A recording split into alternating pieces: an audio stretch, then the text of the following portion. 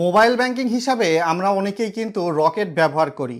আপনি এখন থেকে চাইলে রকেট থেকে সরাসরি ইসলামী ব্যাংকে বা আরও ৮-১০টা ব্যাংকে কিন্তু টাকা পাঠাতে পারবেন। এই সুযোগটা ইতিমধ্যে রকেট অ্যাপসে সংযুক্ত করা হয়েছে।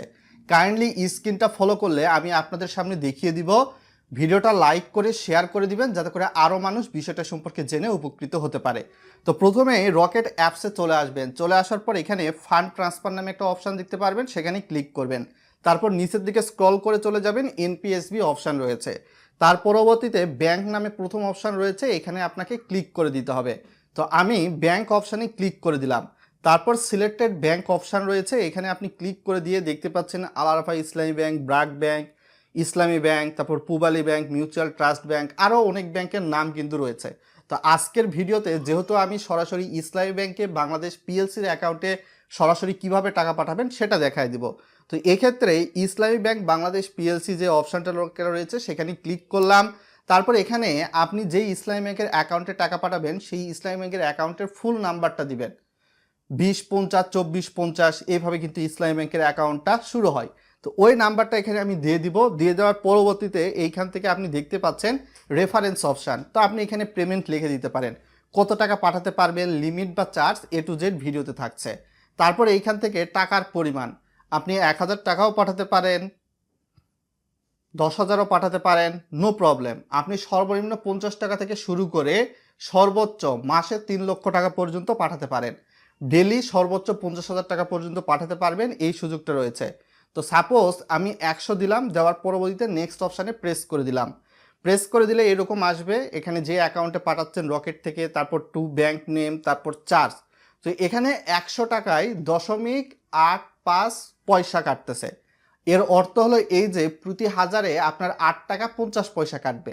রকেট থেকে আপনি যদি সরাসরি রকেটের এজেন্টের কাছেও টাকা তুলতে যান তাহলে কিন্তু 18 টাকার মতো কাটে। তো এইভাবে আপনি তুললে কিন্তু আবার ব্যাংকে ট্রান্সফার করলেন, ব্যাংক থেকে কার্ড দিয়ে তুলে নিলেন, সুবিধা হলো।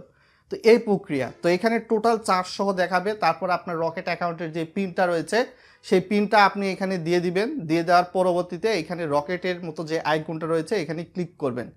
ক্লিক করে চাপ দিয়ে ধরে থাকলে এখানে দেখাচ্ছে এনপিএসবি ফান্ড ট্রান্সফার, যে অ্যাকাউন্টে পাঠাইছেন সেটা সাকসেসফুলি হয়ে গেছে এবং এখান থেকে আপনি চাইলে রিসিপ্ট নিতে পারেন। তো আপনি যখন টাকাটা পাঠালেন, এই টাকাটা পাঠানোর এভারেজ 1 মিনিট থেকে 10 মিনিটের মধ্যে আপনার ওই ব্যাংকের অ্যাকাউন্টে টাকাটা কিন্তু ঢুকে যাবে। অনেক ক্ষেত্রে ইনস্ট্যান্টলিও ঢুকে যায়, কখনো সার্ভার প্রবলেম থাকলে এটা হতে পারে। আপনি চাইলে মিনি স্টেটমেন্টে গিয়েও দেখতে পারেন যে আসলে যেই ব্যাংকে টাকা পাঠিয়েছেন সেখানে গিয়েছে কিনা। আপনার ব্যালেন্স থেকে টাকাটা কেটে নিয়ে আসলে ফান্ডটা ট্রান্সফার করে দেওয়া হয়েছে। তো এক্ষেত্রে একটা সতর্কবার্তা অবশ্যই থাকছে। তো এই এনপিএসবি ফান্ড ট্রান্সফার করতে গিয়ে সাপোজ আপনি যাকে টাকা পাঠাইছেন তার অ্যাকাউন্টে হয়তো বা যায়নি 1 মিনিট থেকে 10 মিনিটের মধ্যে, তাহলে ওই এনপিএসবিটা কিন্তু ফেলড হলো। আর ফেলড হওয়া যে টাকার পরিমাণ, ওই টাকাটা কিন্তু আপনার ব্যাক পেতে অবশ্যই রকেটের হেল্পলাইনে ফোন দিয়ে অভিযোগ করতে হবে। তার পরবর্তীতে এভারেজ 5 কর্মদিবস থেকে শুরু করে 7 কর্মদিবস, কখনো 10 থেকে 15 দিনের মতো সময় লাগে আপনার টাকাটা ফেলড হলে আপনার রকেট অ্যাকাউন্টে আবার টাকাটা রিফান্ড হয়ে চলে আসতে। তো এইটাই ছিল মোরাল অফ দ্য স্টোরি। আসলে রকেটের মাধ্যমে আপনি কোন কোন ব্যাংকে ফান্ড ট্রান্সফার করতে পারবেন এগুলা দেখিয়ে দিয়েছি। কেমন লাগলো সুবিধাটি ভিডিওর কমেন্ট বক্সে জানান, ভালো নাকি মন্দ। আর কে কোথায় থেকে ভিডিওটি দেখছেন ভিডিওর কমেন্ট বক্সে সেই জায়গার নামও লিখে দিতে পারেন। তবে এখানে একটা বিষয় আপনাদের সামনে আমি দেখিয়ে দেই। এছাড়াও ফান্ড ট্রান্সফারের যে লিমিট রয়েছে দৈনিক বা মাসিক স্ক্রিনে দেখতে পাচ্ছেন। সো এটাই ছিল সুবিধা। আর চার্জের বিষয়টা এখানে আমার কাছে অবশ্যই বেশি লেগেছে।